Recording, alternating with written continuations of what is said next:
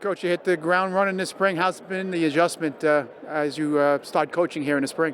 It's been good. Obviously, it was a whirlwind when I first got here, but one thing about this place is, as you guys know, there's good people around here, there's good staff and personnel, and most importantly, the kids are good. So the transition has been a lot smoother than I thought it would be, but it's been good so far.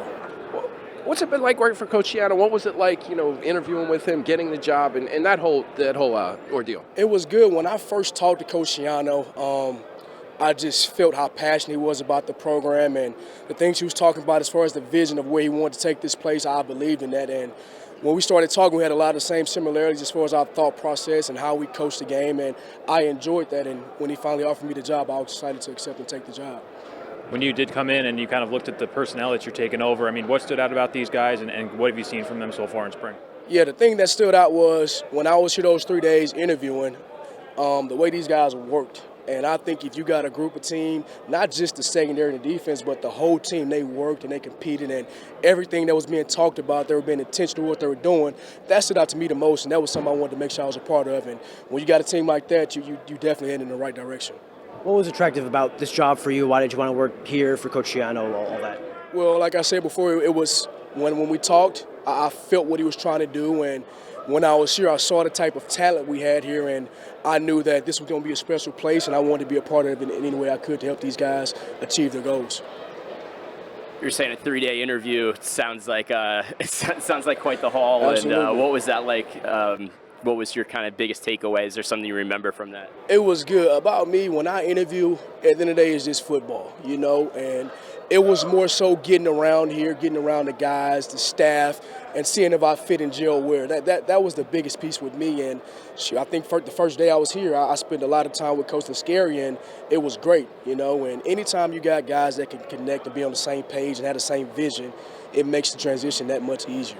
Mark, correct me if I'm wrong, but you don't have many connections to New Jersey or Rutgers, but the one connection we could find is that you were at South Carolina at the same time as Chas Dodd. What kind of relationship do you two have? Chas' dad is actually a mentor of mine, Coach Bobby Bentley, and me and Chas actually worked together for a couple months at the University of South Carolina. And when this job came open, Coach Bentley reached out to me and asked me if I was interested. I said, absolutely. And once I talked to Coach Schiano, the rest was history. But great family, great people. I love them. Just to hit back on that 3-day interview thing, is that the longest of your career, or was that an oddball? It seems like an oddball to me. Absolutely. I didn't know I was going to be here that long. It's funny because I came here on a one-way ticket. I was like, well, I don't know when I'm going back. And we had started spring ball that Friday at Alabama. So I was like, all right, well, I'm hoping if I'm here this long, he offered me the job. But it was good. It wasn't taxing. It was just more so just getting around the guys and seeing how I would like it. But I enjoyed it. Yeah, I enjoyed being up here those 3 days. So it was good. Coach, I wanted to ask you about Shaquan Loyal, how he's developing through the spring, and what have you seen out of him? Shaquan's actually been working hard, working good. The thing about that room is we got a lot of guys that have the capacity of playing multiple positions, and just the competition level and the way they compete with each other throughout the day, I think that's been good for each guy in that room, which brings out the best. So, every day we got to come out to work or somebody's trying to take my spot. So that's been pushing him and as well as the other guys in that room. What has stood out to you about Robert Longerbeam so far and kind of where he is in his development? So the thing about Beam is I call him the silent assassin. He don't say much, but he's been developing every single day. You can tell he's being more vocal now, and that's a challenge that we had to the whole room, that everybody needs to start being more vocal, being accountable, and that's one thing that Robert Longerbeam has stepped up doing. And the guys hold him accountable as well, which is always good.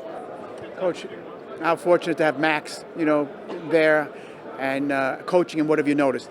Yeah, the thing that Max does, he practices. You turn on the tape, he practices and he practices like it's a game.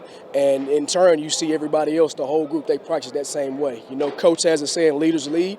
He's the first one in the drill, and now the next drill, everybody else is trying to get up front and trying to mimic what he's doing. So he's been an awesome pleasure to have in that room. But again, we have a lot of guys in that room that can play for us. I think we got a room that a lot of people don't know about, and I'm excited to see them go play this fall. Mark, kind of building on that a little bit, last time you were a defensive backs coach at Utah State, you had 4 guys all conference. How would you compare that room to this year's room? Yeah, I think it's the same. The thing about that room is all those guys can play multiple positions as well as the guys we have here. And I think the biggest thing, if you got guys that are intentional in what they're doing, they care, they love the game, you can develop all kinds of players wherever you're at. It's about teaching and also just demanding it out those guys. And I think we definitely have that in this room here.